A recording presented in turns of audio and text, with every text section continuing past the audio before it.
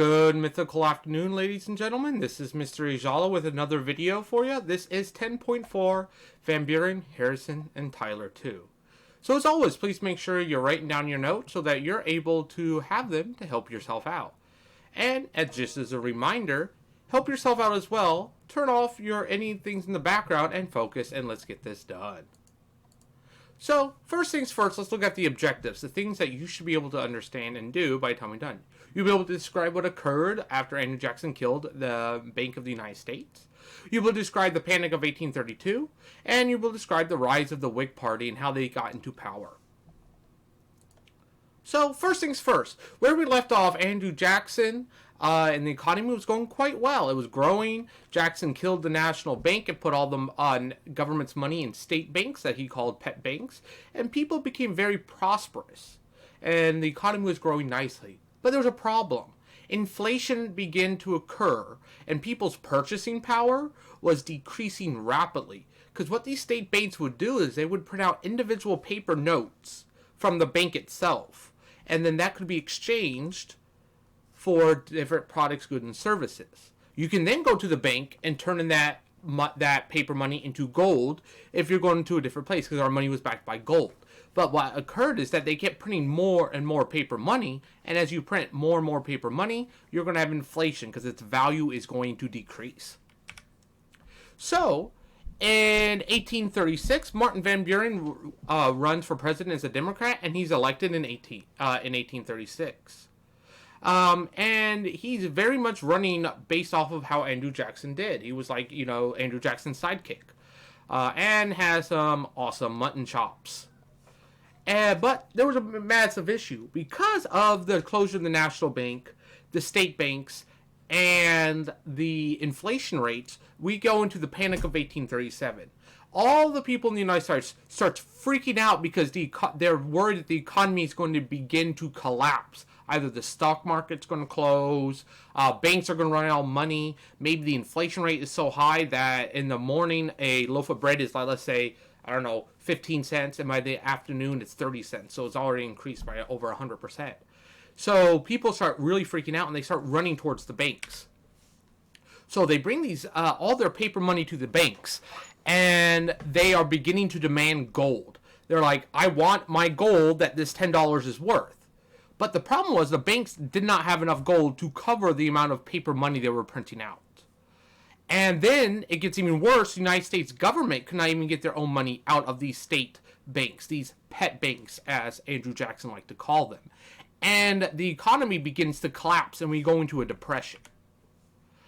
And this depression had some major issues. One, people had very little money, because their paper money was more or less worthless. It had no value. And if they even went to a bank, if it was still open, they couldn't get their gold because the bank didn't have enough gold to cover the amount of paper money they were printing out. So these businesses could not get loans, and they began to close. As these businesses could not get loans, the people who worked at these businesses were not able to get paid. So people began to live in shelters, or they began to freeze on the streets and go hungry.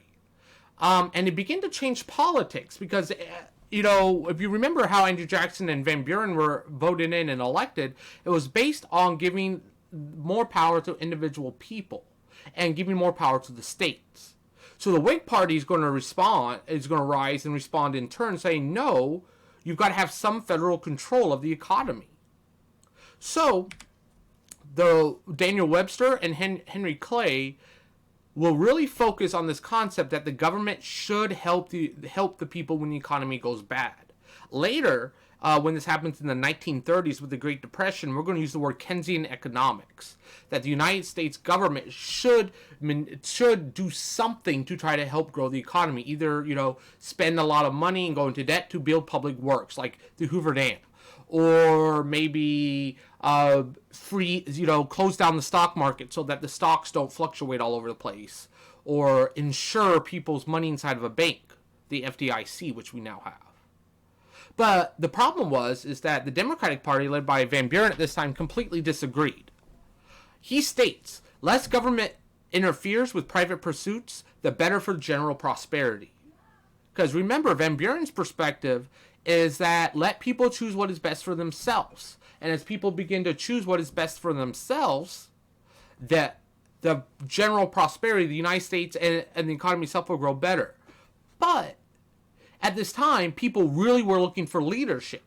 And people begin to blame Van Buren for the problems that the banks and the economy were having, even though in reality he had very little control. But he refused to allow the powers given to him by the federal government to help. So what happens is the Whig Party was originally created to fight Andrew Jackson and that increase in executive power. And the Whigs are going to run in 1840 William Henry Harrison for president and John Tyler as vice president. And they're going to use this nice little slogan, Old Tippy Canoe and Tyler too. It's kind of neat. And remember, William Henry Harrison, if you remember from earlier, was a Native American warrior. He was a military governor of Indiana. He fought in the War of 1812. He killed Tecumseh. He was able to gain all this land. And they're going to run, the Whigs, I should say, are going to run on William Henry Harrison's personality as a warfighter, as a strong man, while the Democrats are going to call him old man, because he would have been the oldest president if he wins. And he does, because Van Buren really doesn't have any way to win this election because of his inability or want to help with the economy. So William Henry Harrison, who's a Whig, will win and become the 9th president of the United States in 1841. But there was a problem. He was the oldest president on the books, and he was so tired of people calling him old man that he's going to die, that he's like, fine, I'll show everyone. And so what he does is, during his inauguration, he does a 2-hour speech in Washington, D.C., in one of the coldest springs on record. It's raining. There's hail and sleet coming down, and he's outside without a hat or a coat. He actually ends up catching pneumonia and dying in 31 days. So this really didn't work out very well for him. And what will happen is John Tyler, his vice president, will become president number 10 within 31 days. John Tyler, though, will have a lot of issues with the Whig Party because really, he was more of a Democrat in his political perspectives. He just really disliked Andrew Jackson. So, from there, thank you very much. And as always, don't forget to be awesome.